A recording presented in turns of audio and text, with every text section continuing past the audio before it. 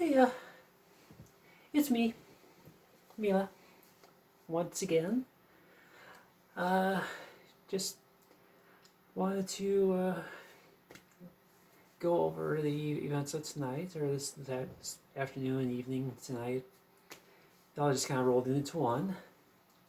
Um, so, I just got back from the Icon for Hire show just a little while ago. And yeah, that was definitely a good experience. I mean, I didn't anticipate the traffic being as bad as it was going to be. Being where I live right now, I don't really have a lot of traffic to deal with locally, so I didn't really plan for sitting in stop and go downtown Minneapolis for half an hour, but yeah, I still made it with enough time to spare. So found myself a nice little parking garage to throw my car into for a couple hours. Eventually, my horrific sense of direction actually took me in the right direction for once, and I found the venue. It's a smaller venue attached to a larger venue. Place was called 7th Street Entry. So I wound up waiting outside with a group of other VIPs. I didn't get to exchange any contact information with them, but we hung out, and I was able to appreciate that we were a group of like-minded individuals, and we're there for a common purpose. And it just so happened that the group I was shooting the shit with the most was had a couple of non-binary individuals, so I kind of felt a little more in good company there. So that was good. But yeah, it was a little bit later than I expected as far as things getting going. They were saying in the email that we got 2 days before the show that we should expect to be there 5:30, 5:45 to start getting checked in for the VIP stuff. But we didn't actually get started with the VIP thing until about 6:15. So I guess I kind of I expected it to be more like on time, but whatever. All I know is that we got in, we got our things done. The experience was great.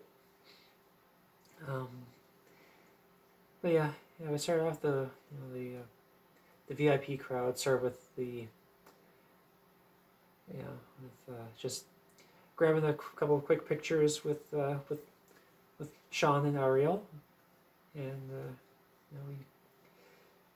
I think everyone got at least 2 or 3 pictures with them, and I just looked back at at the pictures I got, and yeah, they're definitely keepers. So I'd like to share them here if I could, but I'm not really savvy enough with the limited tech I've got available to insert a picture. But anyway, so there was that, a little quick meet and greet with all of them, and first crack at merch, and then they shelled us back outside to wait. So over the weekend, on a whim, really, I opted to upgrade my experience. I didn't just go for the standard VIP. I went and I forked over the cash for a tour bus VIP, which included groups of 5. So there was 10 of us in total that went, and we went 5 by 5. Got on the tour bus with them and got a couple songs. Got to chat with Ariel and Sean for a little bit, and spend some time with their dog Flicka, who was a total sweetheart and seemed to really like me. Spent most of that time there, just plopped up against my hip, same way that my brother's dog used to do when she was still alive. But yeah, it was really worth it. Bit pricey because I spent the money for the VIP and then again for the tour bus VIP. But you know what? It's such a rare thing for me to do things like this. Doesn't really bother me all that much. But yeah, so I had to make a few comments along the way, and I after the acoustic set that they did, I had to mention to Ariel that and I was being dead serious here, but after hearing her sing live, acoustic, without any of the effects or none of the production or anything. Honestly, I found that the albums do not do her voice justice. She just has an even better voice in person than she does on the albums. So I mentioned that to her, and her response was to say, "I'm not even warmed up yet." I was like, "Okay."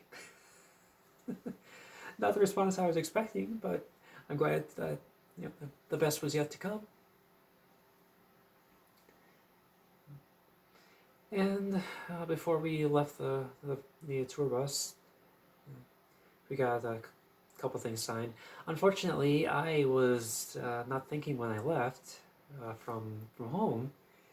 I didn't bring any of the CDs with or anything for them to sign, but they did go ahead and sign my VIP lanyard. So I got something out of it, something tangible. But yeah, and before I got off the bus, I had to just look at the two of them and just let them know that basically the whole my whole objective behind going for the VIP and the tour bus thing was that I just wanted to convey my impression of their songs as a whole. And for me, I always felt like the songs that they write and perform, a lot of bands, you'll listen to them and you can tell that they're just writing music for the sake of writing music, and they that maybe they'll write a melody and scribble some lyrics down just to fill the gaps, But with Icon, I never get that impression.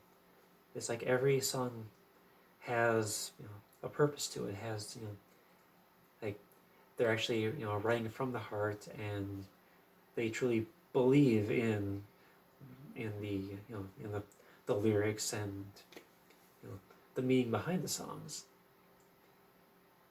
And the word I was looking for is actually the one that Ariel gave me, was genuine. I don't know why I couldn't think of that word, but yeah, the fact is they are very genuine and very friendly people too. I mean, it was just the kind of thing where I could see just casually hanging out with them and just having a blast no matter where you're at. They're just so friendly, so bubbly, so just very much people, if you will. And when I first met them inside at the meet and greet, I had mentioned that it was my first concert since 2015, so 8 years ago. and I got a personal promise that they were going to make it a phenomenal show for me. So now I don't know if they just say that just for just anyone, but made me feel a little special, at least for a moment. So yeah, I was really happy that I got the opportunity, it was all too brief, like maybe 15 minutes or so, but I was, I was just happy to be there with, to have the experience. So yeah, we wound up back inside, and the show was, I mean, it was, it made me realize just how much I missed concerts. The venue was small. I mean, it was a officially 250 person capacity, so not huge by any means. It was pretty well filled up. I mean, there was a little standing room in the back and around around the edges, but they they had a decent turnout for for the venue size anyway. But I gotta say that those two up on stage, that's where they belong. They it's like they just they have stage presence, and you can just tell that both of them were just enjoying just being there, and like they just absolutely owned the room. The crowd was loving it, and I have no regrets from going. Except maybe that my ears are still ringing, because I'm old. But yeah, it was great, great events all around, and I'm happy I went. However, I did not leave empty-handed. By the way, this is what I wore. I actually had shoes on, but yeah, I decided to just go with this as my look. It worked. Maybe a little too well. As I was walking from the parking garage to the venue, I got catcalled for the first time. So, yay trans affirmations. So, yay. But yeah, so I did not walk away empty-handed. I wound up with a little bit of merchandise. First off was when I arrived at the venue, I got my my VIP lanyard, autographed, if you can tell. So that's what they signed on the tour bus. And as part of the VIP treatment, I also got a tour poster. I need to straighten that out because I don't know, somewhere along the way, I think on the drive home, I think it got bent, folded a little bit. So got to straighten that out. And from the merch table, as I already own the album, I didn't need to buy that, but I got the Icon t-shirt, which is already full of cat hair, despite only being here for maybe an hour or 2 hours. It was either this one or a tour t-shirt, but I felt this one was just, it spoke to me more because of the red graphic. And last but not least, I got me a flag. Not really sure why I got the flag, I just thought it was cool. I have no place to put it. But that's okay. I'll deal with that later.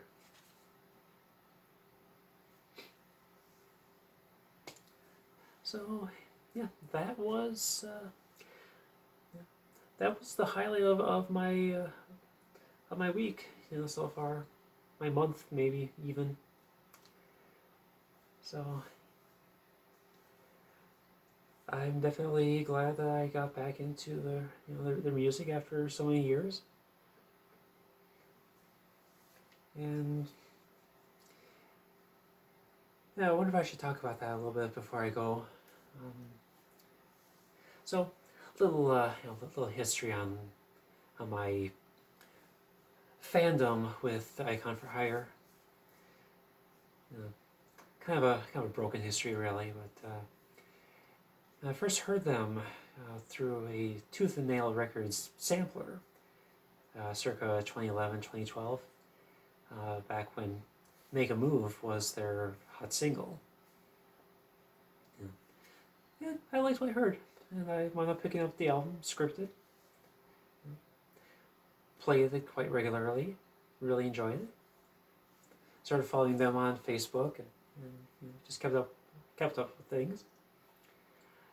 And I don't remember exactly when it was, but there came a point, I think it was during their summer touring, either 2012 or 2013,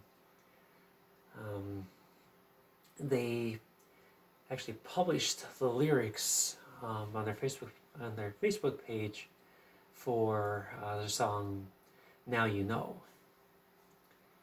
and for me, it was just such a radical departure from what they had before.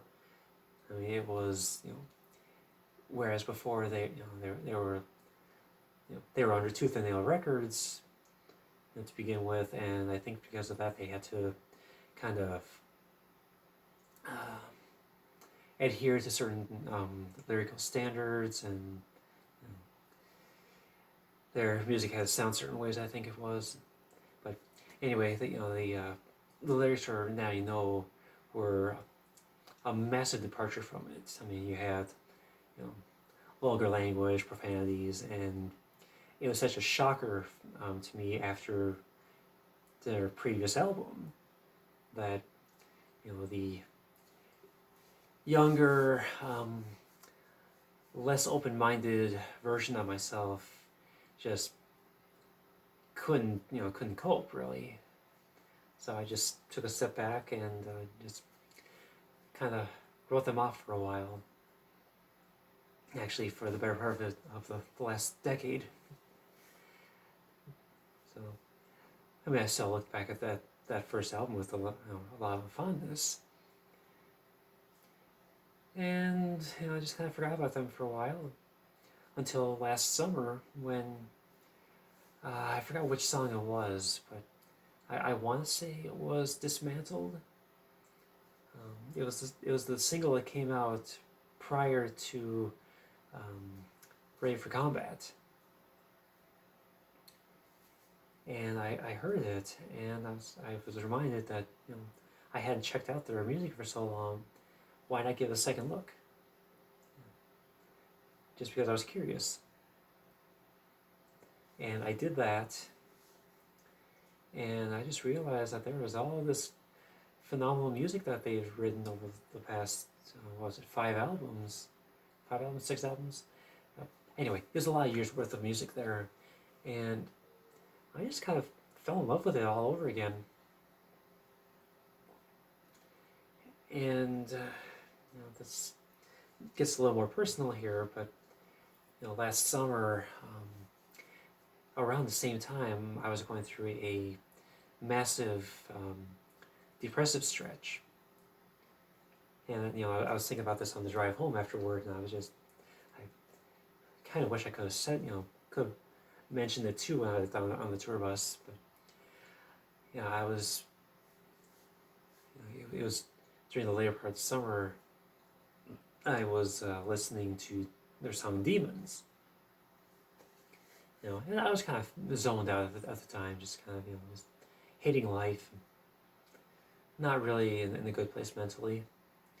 But I just remember that I kind of snapped to during the bridge of that song "Demons," where the the lyrics go, you didn't come this far just to get this far. You didn't shoot for the moon just to hit the stars. Then she says, cuts me in half to see you hold back. But then it ends with just shout, this shout of "Fight, baby, fight, baby, fight!" And I don't know why, but just that part there totally stuck with me. And I just realized that, holy crap, this actually is getting to me. So I had to go back and I had to re-listen to that song a few times, and it kind of just underscore, it. What's the term I'm looking for? It was like it really defined their music for me as kind of a relatable ray of hope, if you will.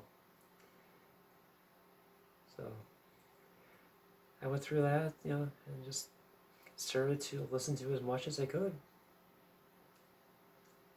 Realized just how relatable so many of those songs were, and the rest was history.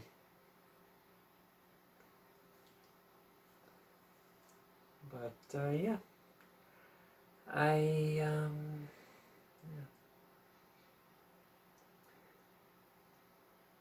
yeah, I think that's all I got right now.